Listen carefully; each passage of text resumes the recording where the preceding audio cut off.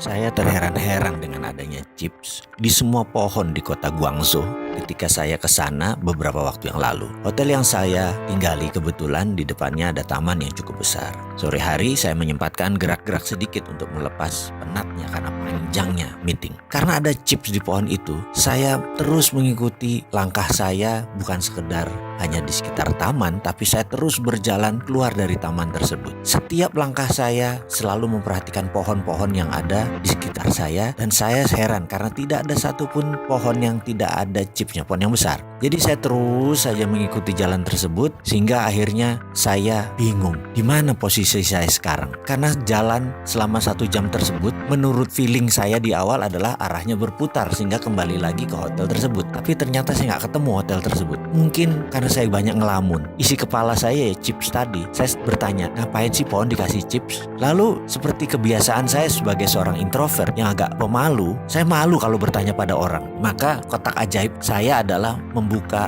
Google Map sebagai solusi mencari jalan kalau saya lagi lost kayak saat itu. Saya pencet Google Map, yang terjadi adalah dia cuma muter-muter roaming. Saya baru sadar bahwa ternyata Google itu dikendalikan di Cina. Emangnya seperti di Indonesia search engine asing yang berkuasa. Kalau di Cina ya produk mereka sendiri yang berkuasa. Jadi karena saya nggak punya Baidu Map, ya sudah, akhirnya saya terpaksa tanya orang. Saya pun memilih bertanya kepada seseorang yang duduk di tepi jalan lagi sambil menikmati udara sore yang sejuk. Penampilannya kasual, dan saya pun bertanya, "Excuse me, could you please guide me to my hotel, the St. Regis? I'm sorry, I'm kind of lost," saya bilang begitu. Dia menatap saya dan berkata, "Do you want to go from west side or from east side?" Saya terperanjat dengan bahasa Inggrisnya yang fasih, dan saya menjawab dengan cepat adalah, "Terserah, yang penting cepat," saya bilang begitu. Lalu dia menunjuk gedung putih yang agak jauh tepat di depan saya, di mana ternyata itu adalah sisi belakang hotel tersebut. Namun karena tertutup pohon yang besar, logonya tidak kelihatan. Saya mengucapkan terima kasih sambil memuji bahasa Inggrisnya yang fasih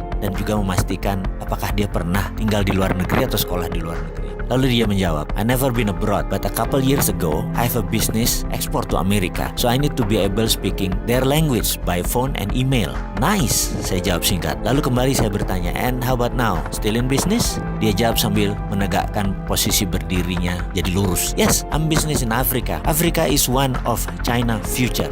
Very good prospect there for China." Sambil mendengar perkataan tersebut, saya mengucapkan terima kasih yang dijawabnya dengan hanya lambaian tangan. Kepala saya bertambah 2 masalah sekarang. Chip di pohon dan Afrika akan menjadi next China. Kok jauh bener ya mereka itu mikirnya. Sementara Indonesia mikirnya politik dalam negeri yang cakar-cakaran terus. Kapan ke Afrikanya?